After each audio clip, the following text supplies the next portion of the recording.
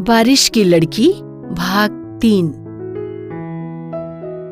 बढ़ती उम्र के साथ दुष्यंत के प्रति खटास बढ़ती गई रुद्रवीर के मन में। इसलिए चौधरी हवेली छोड़कर उसने ठीक उस हवेली के सामने अपना छोटा सा 2 कमरों वाला घर बनाया। वो चाहता था उसकी माँ भी उसके साथ रहे, पर उनकी आंखों पर दुष्यंत नाम की पट्टी बंधी थी। दुष्यंत सरपंच से विधायक बन चुका था। रुद्र उनके साथ इस सत्ता के दलदल में उतरने के बजाय एक मल्टीनेशनल कंपनी में सीईओ की पोस्ट पर काम करता था। कॉलेज कैंपस में ही उसका सिलेक्शन हुआ था। रुद्र बस अपनी माँ से मिलने उस हवेली जाया करता था। किसी बीमारी के चलते उनका देहांत हो गया, जिसके बाद उनकी याद आने पर वो उस हवेली के उनके कमरे में जाकर कुछ पल उन्हें महसूस किया करता है। आज मंदिर में अपनी माँ के नाम से पूजा करवाने के बाद वो चौधरी हवेली गया था। कुछ वक्त अपनी माँ के कमरे में उनकी यादों के बीच बिताने। थोड़ी देर कमरे में बिताकर वो नीचे आया तो दुष्यंत ने उसे नाश्ता करने को कहा। आज के दिन वो दुष्यंत के साथ बहस नहीं करना चाहता था, इसलिए उसके साथ वो भी डाइनिंग टेबल पर बैठ गया। एक नौकर खाना परोस रहा था और रुद्रवीर अपने फोन में कुछ मेल्स चेक कर रहा था। तभी उसे कहीं से घुंघरुओं की रुंझुन सुनाई थी। उसकी गर्दन आवाज की दिशा में घूमी तो वो जड़ सा रह गया। वो भीगी बरसात वाली लड़की सीढ़ियों से उतर रही थी। ये रुंझुन उसी के पैरों से लिपटे पाजेब की थी। नारंगी रंग का सिंपल सा सूट, आज भी कंधे पर वही सफेद शॉल लिपटा हुआ था। सिर झुकाए दोनों हाथों की उंगलियों को आपस में उलझाए वो नीचे पड़ रही थी। उसके साथ मेड ललिता भी थी। रुद्रवीर की नजरें बरबस ही उसे देखती रह गईं। फिर कुछ महसूस हुआ सीने में, उभरता सिमटता शोर। वो एहसास जो उन लम्हों में उसके करीबी से हुआ था, उसके धड़कन का शोर रुद्रवीर को अपने सीने में एक बार फिर महसूस हुआ। ललिता ने लड़की को डाइनिंग टेबल पर बिठाया, ठीक रुद्रवीर के सामने। उसने एक बार भी सिर उठाकर नहीं देखा था, बस खामोश सी सिर झुकाए बैठी अपनी उंगलियों को आपस में तोड़ मरोड़ रही थी।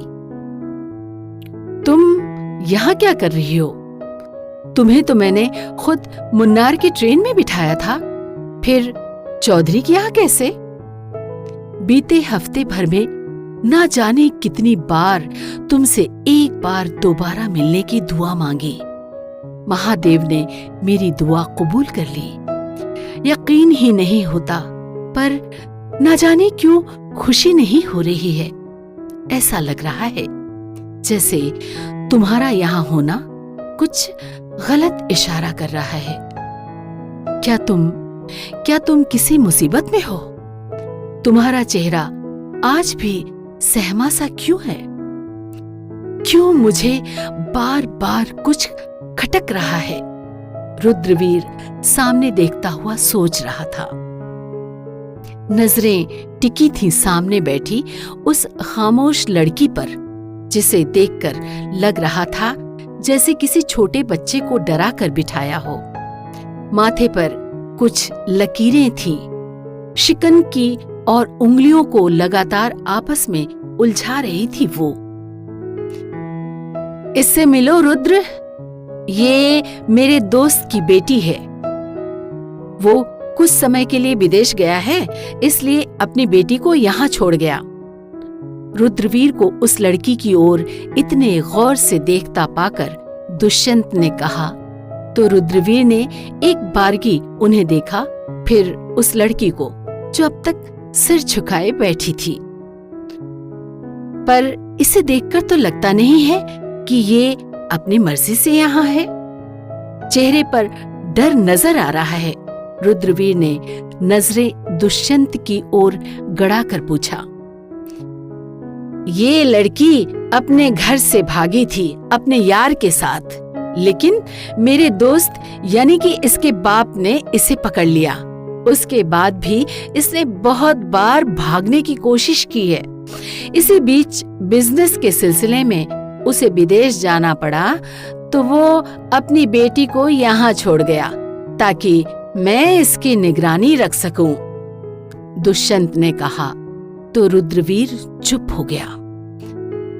सच तो ये था कि वो दुष्यंत के जवाब से संतुष्ट नहीं था, पर फिलहाल उसने चुप रहना ज्यादा जरूरी समझा।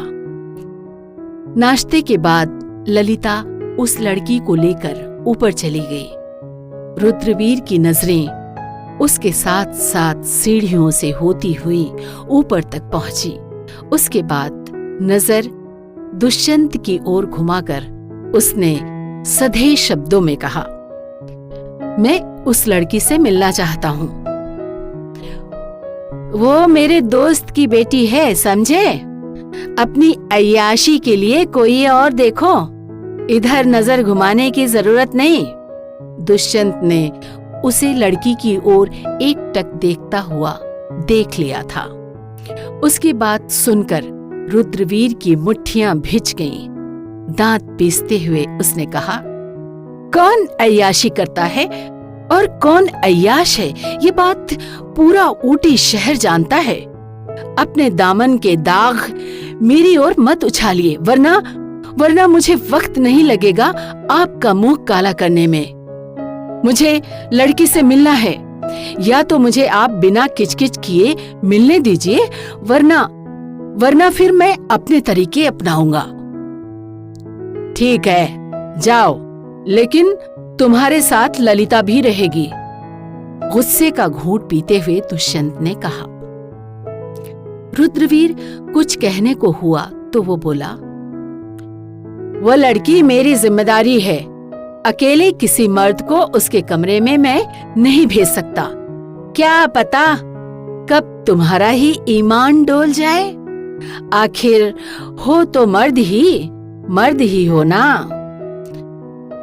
आपके उम्र का लिहाज है, वरना अब तक अपनी मर्दानगी आपको मैं दिखा चुका होता। रुद्रवीर ने उनकी आंखों में देखते हुए कहा और सीढ़ियों की ओर बढ़ गया।